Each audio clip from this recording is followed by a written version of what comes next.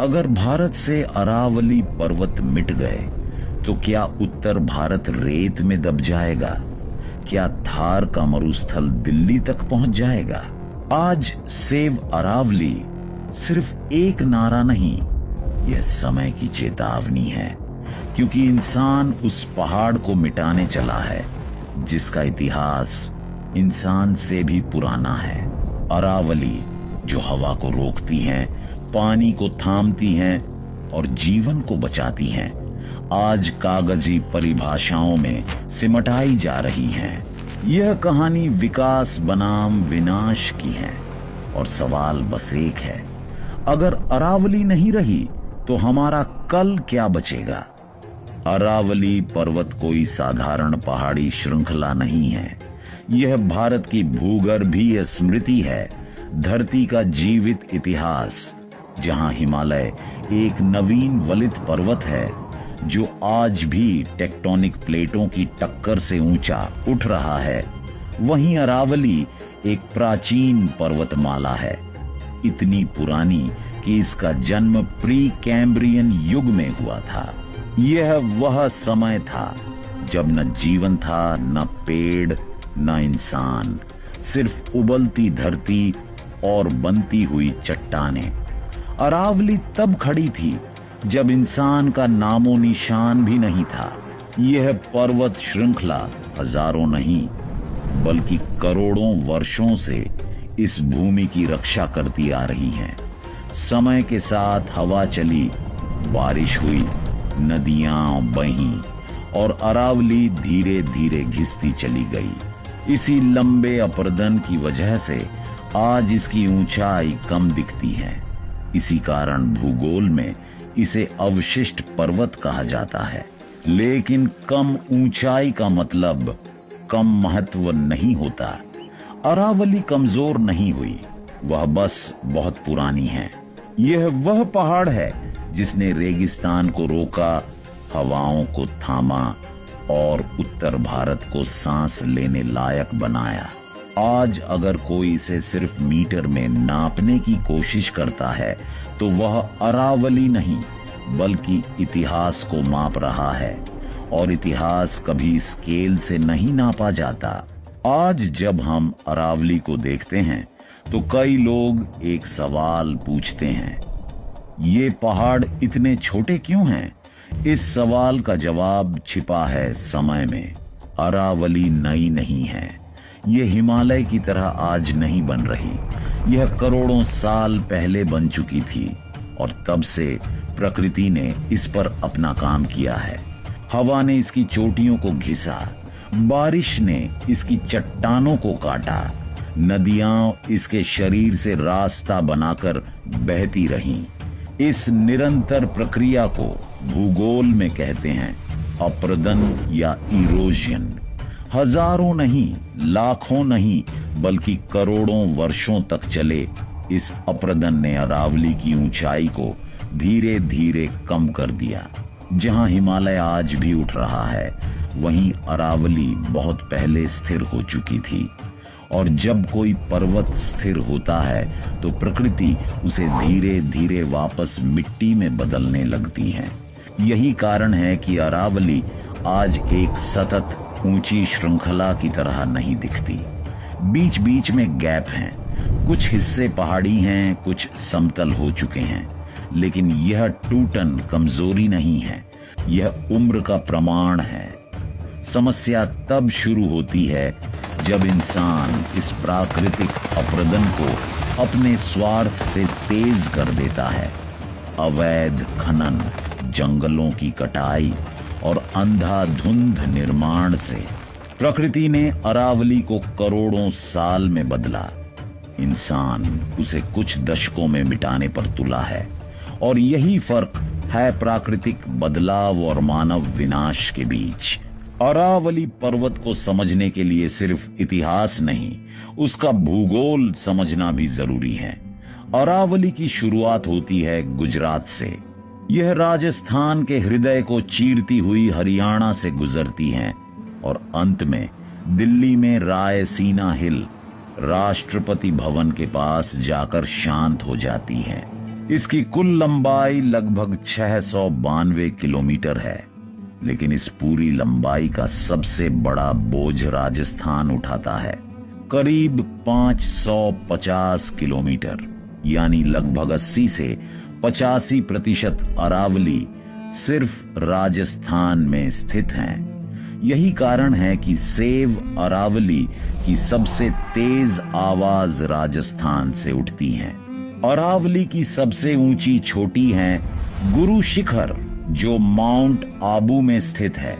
समुद्र तल से लगभग 1722 मीटर ऊंचा यह अरावली की आखिरी ऊंची सांस है। लेकिन अरावली सिर्फ पहाड़ों की रेखा नहीं है, यह उत्तर भारत और पश्चिमी भारत के बीच एक प्राकृतिक दीवार है। यह थार के रेगिस्तान को रोकती है, यह मानसूनी हवाओं की दिशा बदलती है, यह नदियों, जंगलों और जीवन को जन्म देती है। दिल्ली से लेकर जयपुर तक हरियाली का जो थोड़ा बहुत संतुलन बचा है, उसके पीछे अरावली की चुप मौजूदगी है।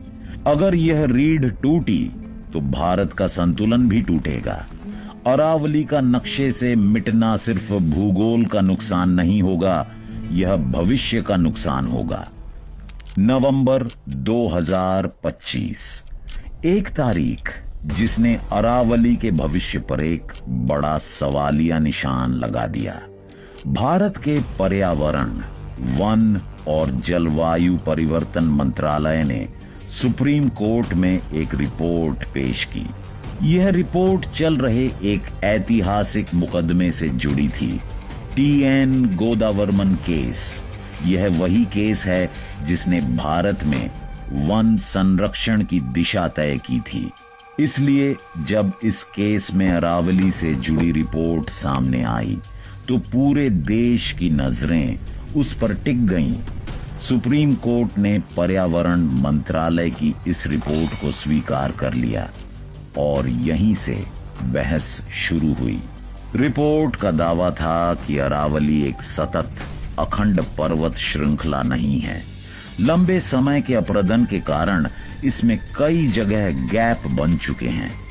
कागजों में यह बात तकनीकी लग सकती है, लेकिन इसके निहितार्थ बेहद गहरे थे, क्योंकि जैसे ही प्रकृति को परिभाषाओं में बांधा जाता है, मीटर, नक्शे और सीमाओं में, वैसे ही संरक्षण के नियम भी कमजोर पड़ने लगते हैं। क्योंकि इतिहास गवाह है, जब भी किसी प्राकृतिक संरचना को कागजों में छोटा किया गया है, जमीन पर उसका नुकसान बड़ा हुआ है। और अरावली के मामले में यह सिर्फ एक रिपोर्ट नहीं थी, यह एक दरवाजा था जिसके खुलते ही अवैध खनन और विनाश की आहट सुनाई देने लगी। रिपोर्ट का सबसे विवादित हिस्सा सिर्फ तकनीकी नहीं था, वह खतरनाक था।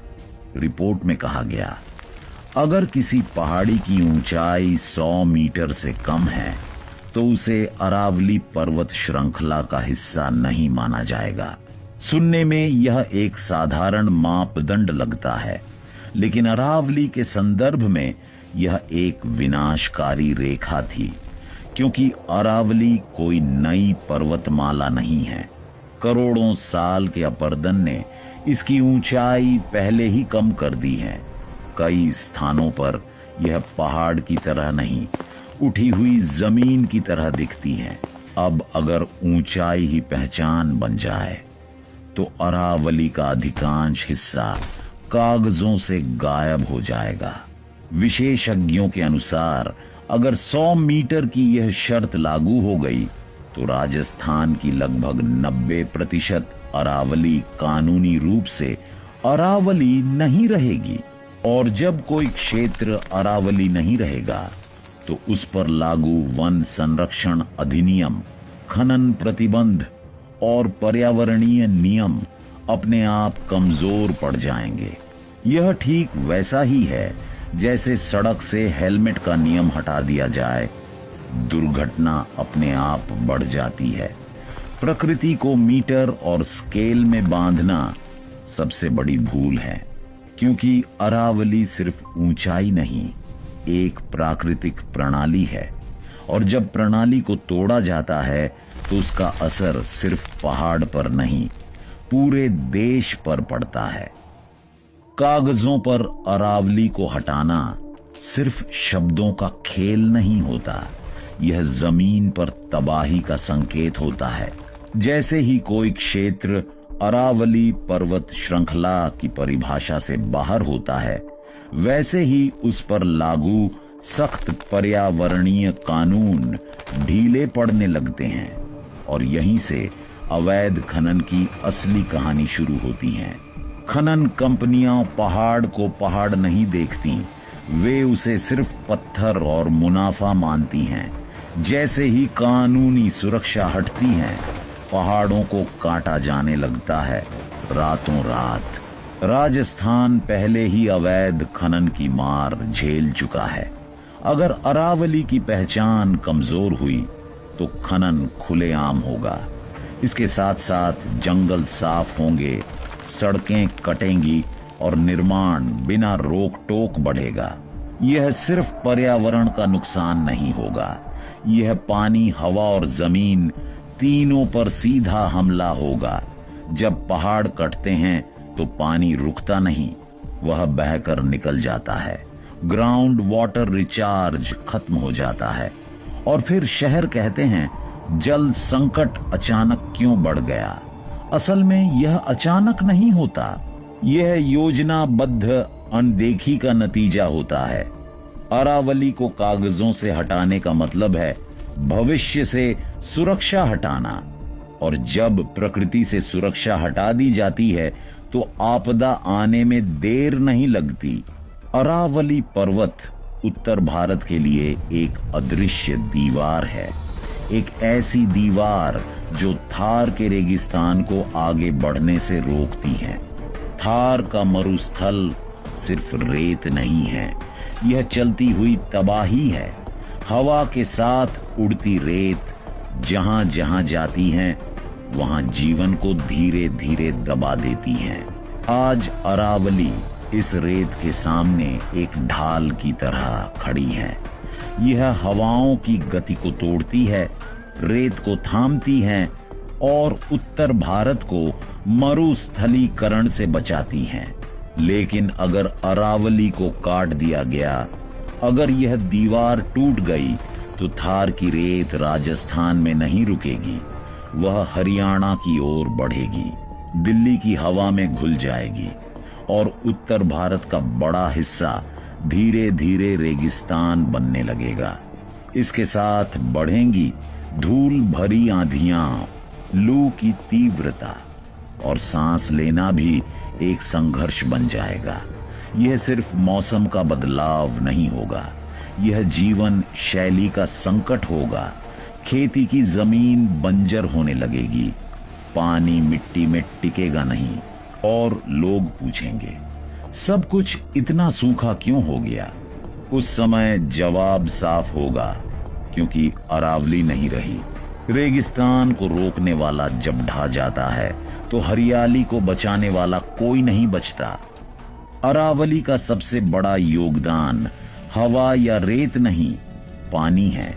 जब बादल अरावली से टकराते हैं तो बारिश सिर्फ गिरती नहीं, वह जमीन के भीतर उतरती है। चट्टानों के बीच रिसती हुई यह बारिश ग्राउंड वाटर को रिचार्ज करती है। अरावली की चट्टानें प्राकृतिक जल संग्रहण प्रणाली हैं।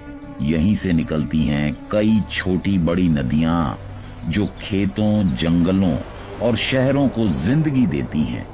लेकिन जब पहाड़ कटते हैं तो पानी रुकता नहीं, वह बहकर निकल जाता है। जमीन के नीचे जाने का समय ही नहीं मिलता।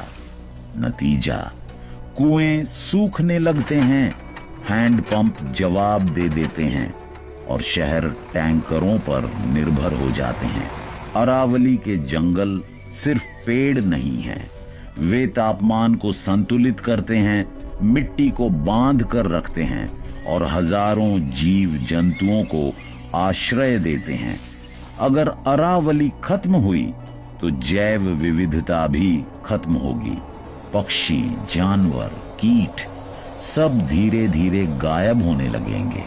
और जब प्रकृति की कड़ियां टूटती हैं तो इंसान भी सुरक्षित नहीं रहता। जल संकट बढ़ेगा, खेती कमजोर होगी और फिर यह संकट जीवन संकट बन जाएगा। अरावली इसलिए जरूरी नहीं है क्योंकि वह पहाड़ है, बल्कि इसलिए जरूरी है क्योंकि वह जीवन है। अरावली कोई 100 मीटर की परिभाषा नहीं है। यह भारत की ढाल है, हमारी संस्कृति की जड़ है और हमारे भविष्य का प्रहरी है। जिसने रेगिस्तान को रोका, जिसने हरियाली को थामा, उसे कागजों में मिटाया नहीं जा सकता। क्योंकि जब अरावली बचेगी तभी पानी बचेगा, खेती बचेगी और जीवन बचेगा। अरावली को बचाना प्रकृति को नहीं, खुद को बचाना है। अगर भारत को बचाना है तो अरावली को बचाना होगा। इस वीडियो को लाइक करें, शेयर करें ताकि आवाज पहुंचे दूर दूर तक। सब्सक्राइब करें क्योंकि ये लड़ाई अभी खत्म नहीं हुई है। जय हिंद।